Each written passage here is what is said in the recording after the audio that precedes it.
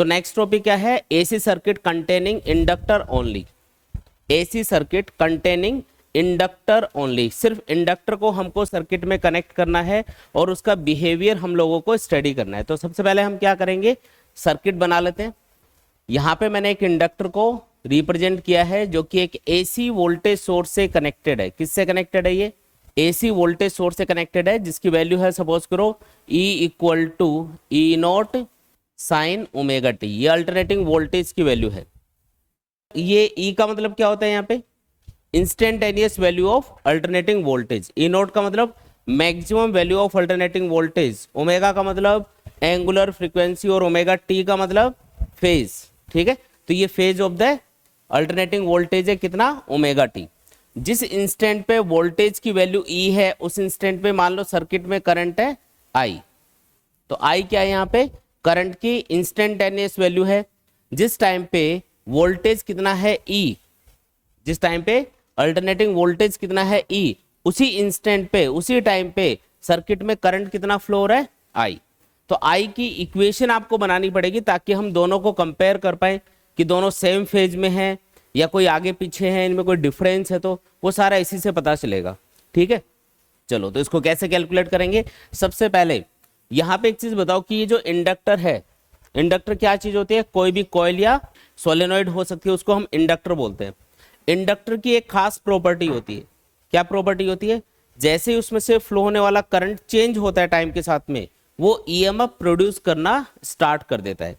Inductor यानी कि coil या सोलेनॉइड, उसकी एक खास प्रॉपर्टी क्या है, जैसे ही उसमें से फ्लो होने वाला करंट टाइम के साथ में चेंज होगा तो उसके अंदर ईएमएफ यानी कि एक वोल्टेज प्रोड्यूस होना स्टार्ट हो जाएगा, जिसको हम इंड्यूस्ड ईएमएफ बोलते हैं।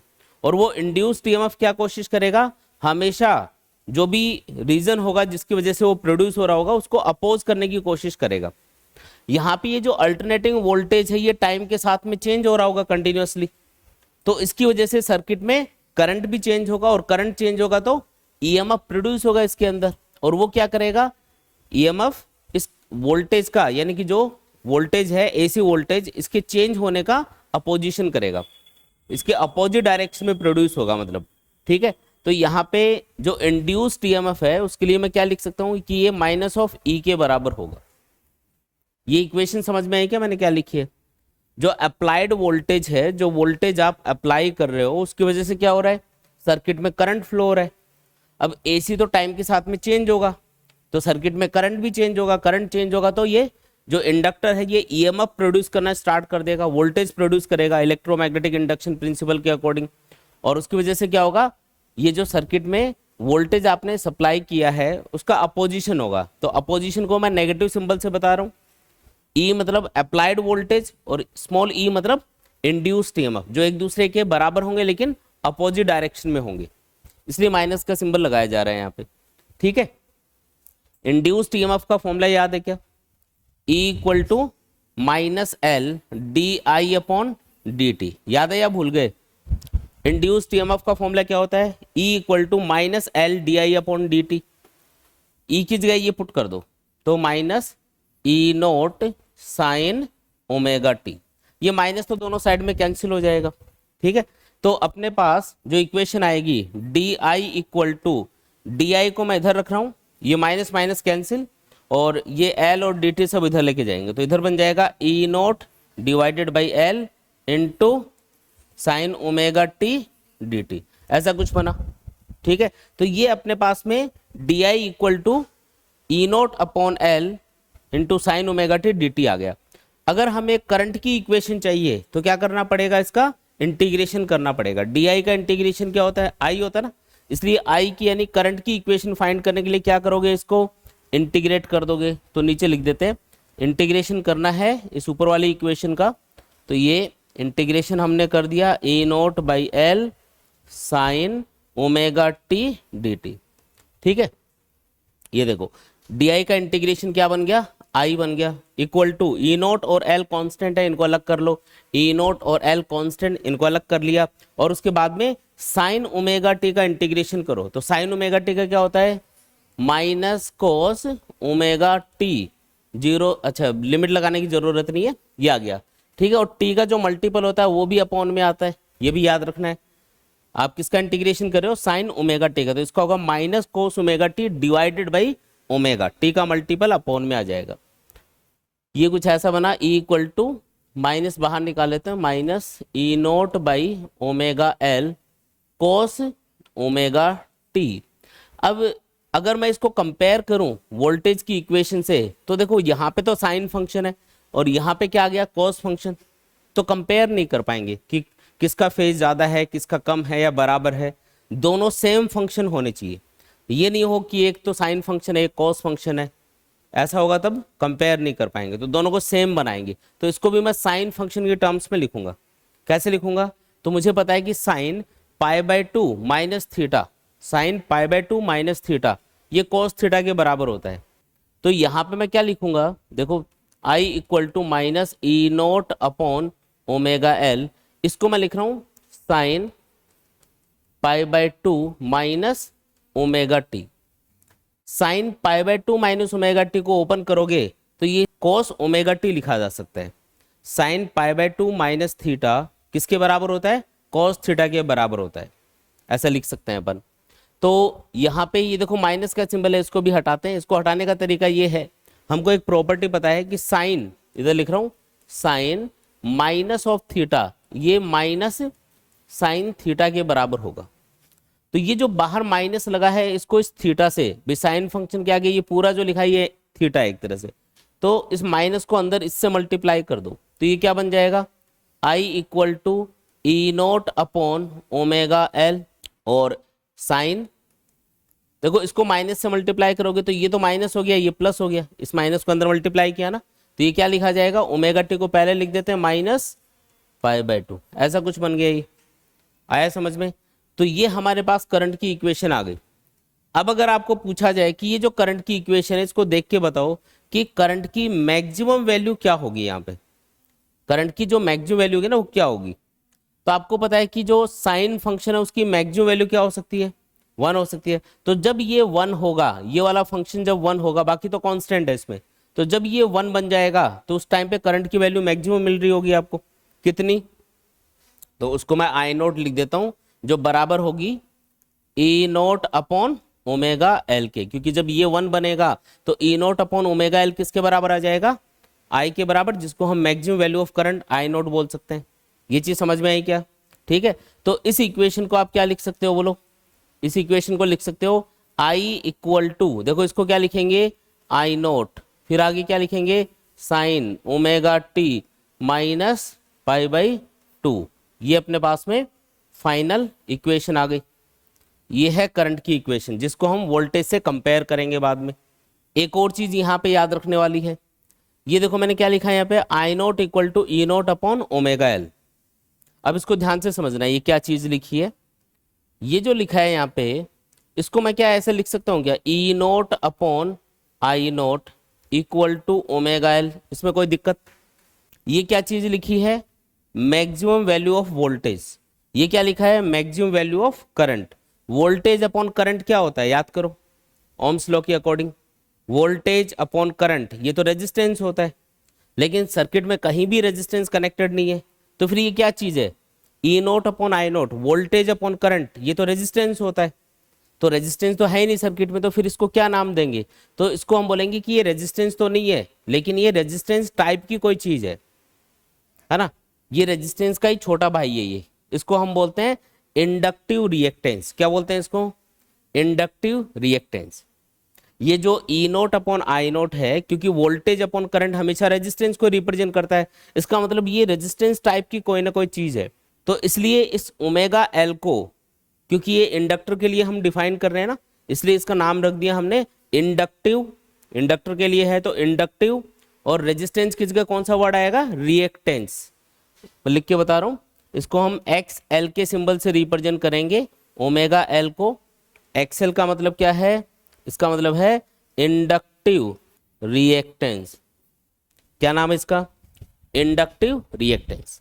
तो ये रेजिस्टेंस टाइप की चीज है, जैसे रेजिस्टेंस का काम क्या होता है, करंट को डिक्रीज करना, वैसे ही इंडक्टिव रिएक्टेंस का काम क्या होगा, अल्टरनेटिंग करंट को डिक्रीज करना। रेजिस्टेंस का काम क्या है, तो अगर रेजिस्टेंस की प्रॉपर्टी की बात की जाए तो रेजिस्टेंस वो प्रॉपर्टी होती है किसी भी मटेरियल की जो करंट को अपोज करती है, उसको कम करने का काम करेगी। तो वैसे जो इंडक्टिव रिएक्टेंस है, ये इंडक्टर की वो प्रॉपर्टी है जो अल्टरनेटिंग करंट को डिक्रीज करने का काम करेगी, मतलब जिसकी वजह से अल्टरनेटिंग करंट डिक्रीज होगा। अगर किसी भी कॉइल या सोलेनोइड का या किसी भी इंडक्टर का इंडक्टिव रिएक्टेंस ज्यादा है, अगर किसी भी कॉइल का या सोलेनोइड का या किसी भी इंडक्टर का इंडक्टिव रिएक्टेंस ज्यादा है, तो उसमें अल्टरनेटिंग करंट ज्यादा फ्लो नहीं हो पाएगा। इंडक्टिव रिएक्टेंस ज्यादा होने का मतलब वो क्या करेगा, अल्टरनेटिंग करंट को डिक्रीज करेगा। जितना ज्यादा इंडक्टिव रिएक्टेंस होगा उतना ही कम अल्टरनेटिंग करंट उसमें से पास होगा। ये बात समझ में आई क्या आपको? ठीक है, याद रखने वाली है ये। तो यहां तक कोई भी डाउट है तो बताओ, फिर इसका हम फेजर डायग्राम और वेवफॉर्म डायग्राम बना के भी देखते हैं और दोनों को वोल्टेज और करंट को कंपेयर करके भी देखेंगे। बताओ कोई भी डाउट? चलें आगे।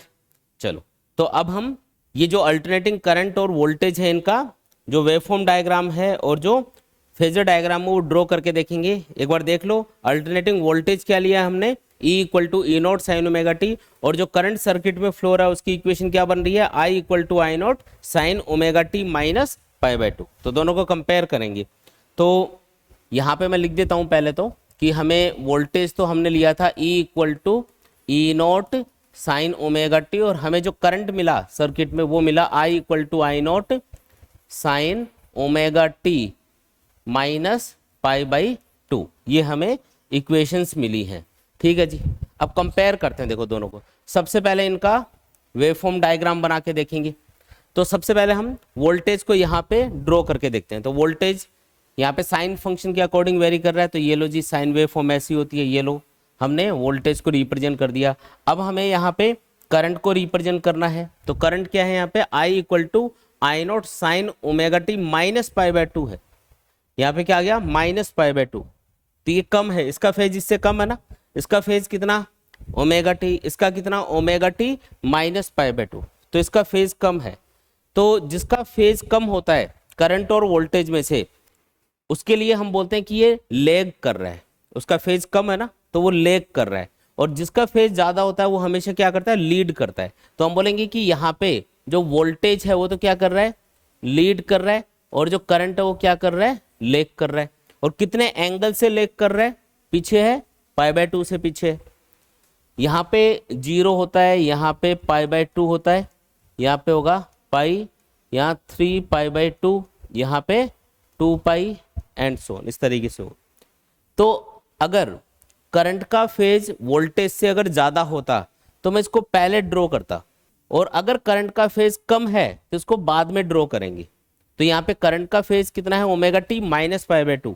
तो अगर आपने वोल्टेज को यहां से ड्रॉ किया है तो करंट को आपको कहां से ड्रॉ करना पड़ेगा, π/2 एंगल बाद में। π/2 एंगल ये रहा।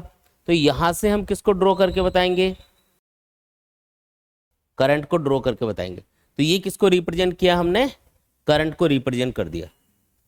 बातें समझ में आ रही है? ठीक है।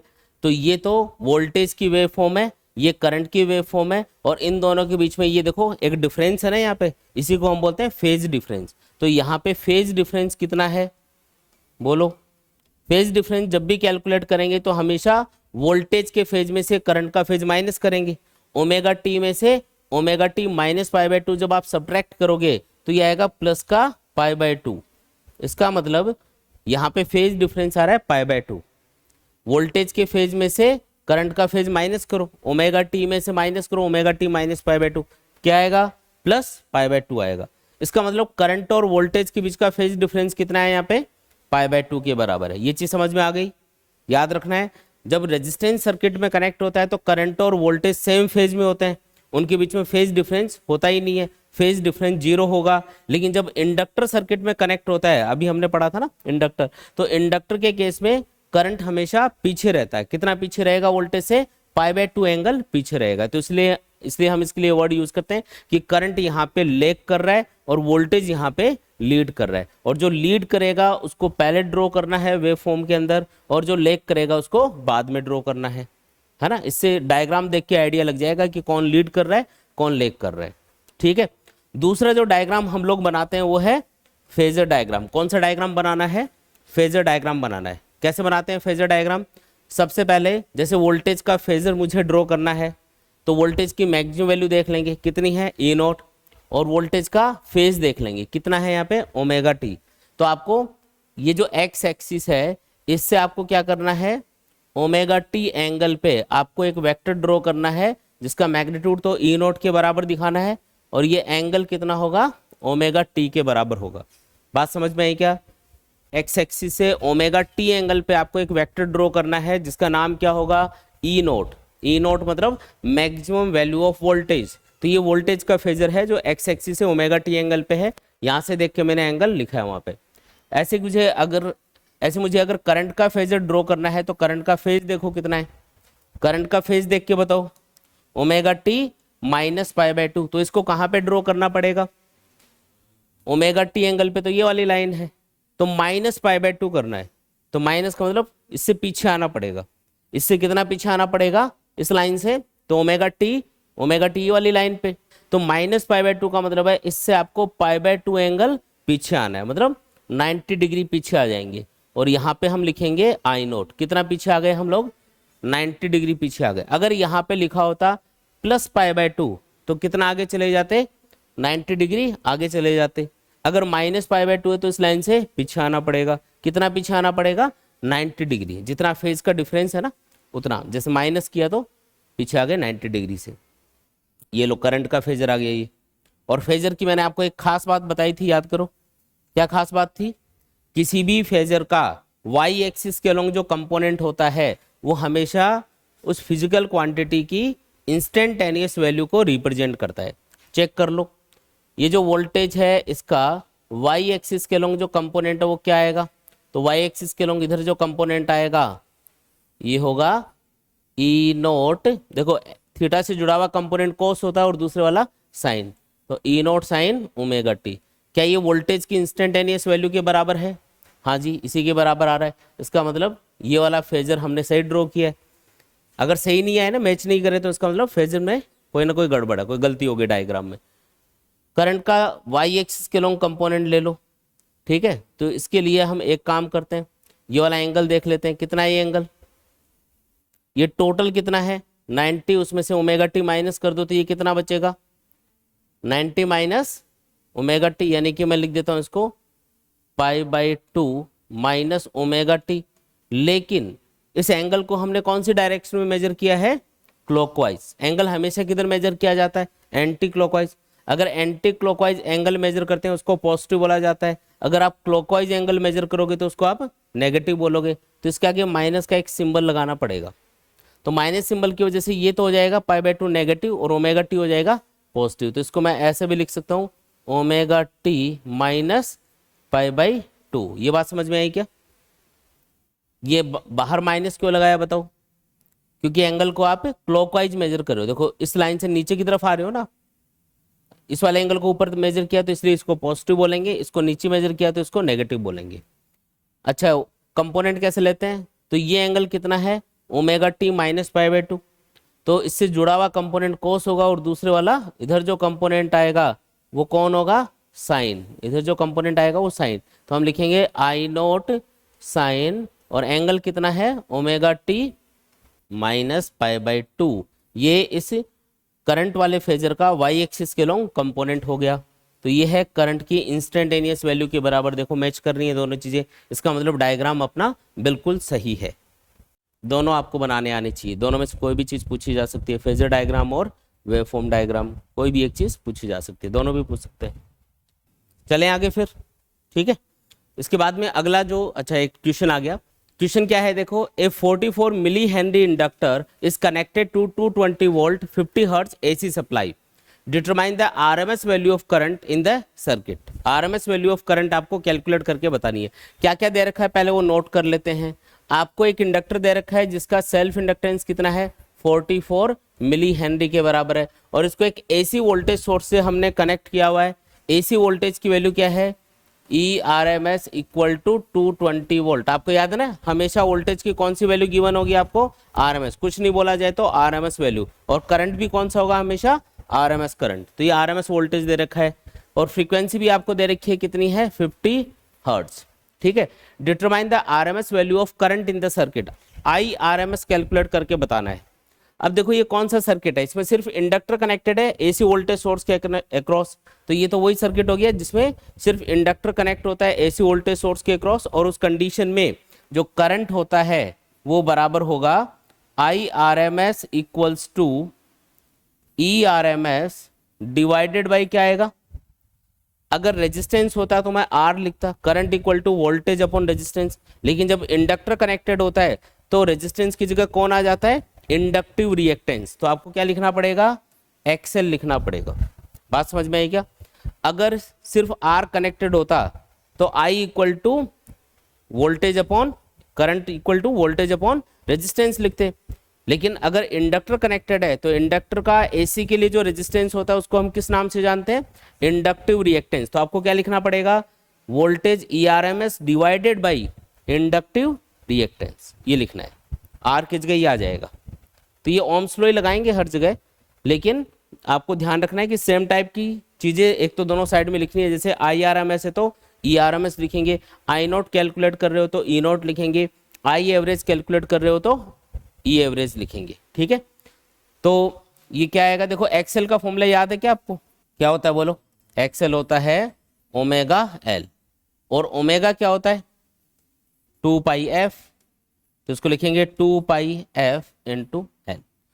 तो बताओ आई आर एम एस क्या आएगा, आई आर एम एस बराबर ई आर एम एस कितना 220 डिवाइडेड बाई 2 पाई एफ की वैल्यू कितनी है जी 50 हर्ट्स इंटू एल कितना है 44 मिली हेनरी, मिली मतलब 10 की पावर -3, ठीक है।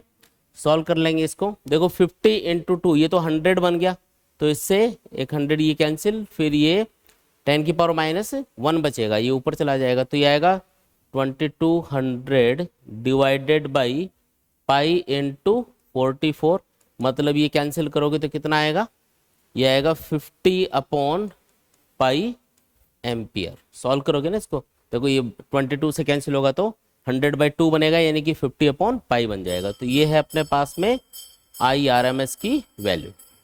आया समझ में?